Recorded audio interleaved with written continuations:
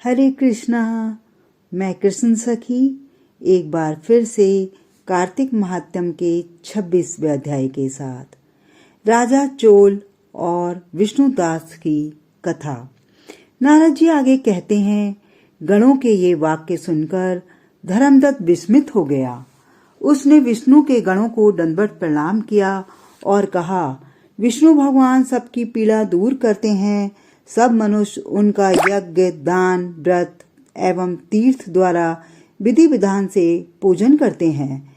क्या उनमें से कोई ऐसा व्रत है जिसके करने से यज्ञ आदि सब व्रत सफल हो जाते हैं और जो विष्णु भगवान को प्रसन्न कर देता है? विष्णु के गणों ने कहा, हे ब्राह्मण, आपने अच्छा प्रश्न किया है। हे धर्मात्मन, हम जो प्राचीन ऐतिहासिक वृत्तांत कह रहे हैं उसे मन लगाकर सुनिए।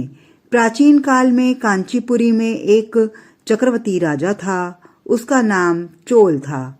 इसी नाम से चोल देश प्रसिद्ध हुआ। उसके शासन में कोई मनुष्य दरिद्री या दुखी नहीं था, न कोई पापी था और न कोई रोगी। उसने असंख्य यज्ञ किए थे। उन यज्ञ मंडपों के स्तंभों से ताम्रपर्णी नदी के दोनों किनारे कुबेर के उपवन के समान शोभायमान थे। एक समय वह राजा चोल अनंत शयन नाम के स्थान पर गया, जहाँ विष्णु भगवान योग माया के साथ शयन करते थे। वहां उसने लक्ष्मीपति भगवान का दिव्य मणियों, मोतियों एवं स्वर्ण पुष्प फलों से पूजन किया। फिर प्रणाम करके वहीं बैठ गया। उसने भगवान के समीप आते हुए एक ब्राह्मण को देखा जो उन्हीं की कांचीपुरी का निवासी था। उसका नाम विष्णुदास था। विष्णुदास ने देव पूजा के लिए हाथ में तुलसी और जल ले रखा था। उस ब्राह्मण ने वहां जाकर विष्णु सूक्त से भगवान को स्नान कराया तथा तुलसी और की मंजरी और तुलसी दल से उनकी विधिवत पूजा की। उस ब्राह्मण से पहले की हुई अपने रत्नों की पूजा को देखकर राजा क्रोधित हो गया और बोला, यहाँ मणि, मोती और स्वर्ण से की हुई मेरी पूजा को तुमने तुलसी दल से क्यों ढक दिया? तुम विष्णु की पूजा को नहीं जानते, ढोंगी हो। यह मैं जानता हूँ। तुमने अति शोभादायिनी मेरी पूजा को ढक दिया। बताओ ऐसा क्यों किया? मुझे तो जान पड़ता है कि तुम बड़े मूर्ख हो, भगवान विष्णु की भक्ति को बिल्कुल नहीं जानते। तभी तो तुमने अत्यंत सुंदर सजाई पूजा को पत्तों से ढक दिया है। उस ब्राह्मण ने भी चोल राजा की महिमा का उल्लंघन करके इस तरह कहा, हे राजन, आप भक्ति को नहीं जानते।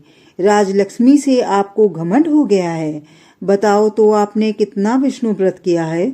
उस ब्राह्मण की बात को सुनकर वह राजा हंस पड़ा और अभिमान के साथ बोला, हे ब्राह्मण, तुम्हें अपनी विष्णु भक्ति से घमंड हो गया है।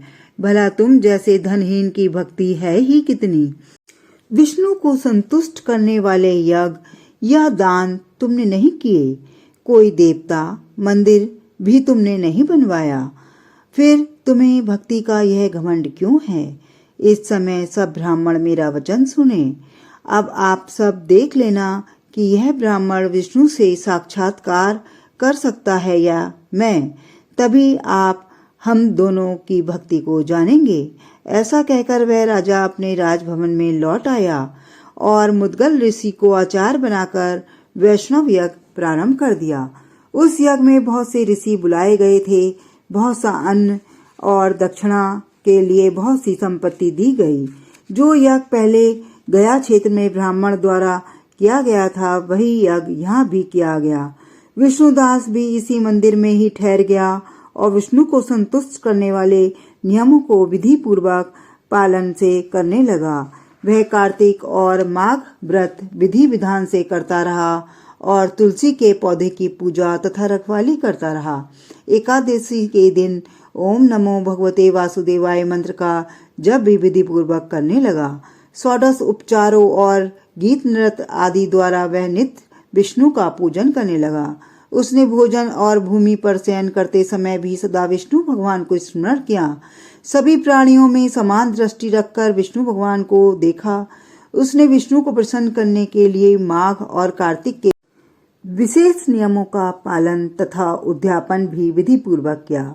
इस प्रकार विष्णु की आराधना करने और भगवान की भक्ति रखने वाले चोलेश्वर और विष्णुदास को बहुत समय व्यतीत हो गया। हरे कृष्णा कृष्णा कृष्णा हरे हरे, हरे राम राम राम हरे हरे। फिर मिलते हैं कार्तिक माध्यम के अगले अध्याय के साथ।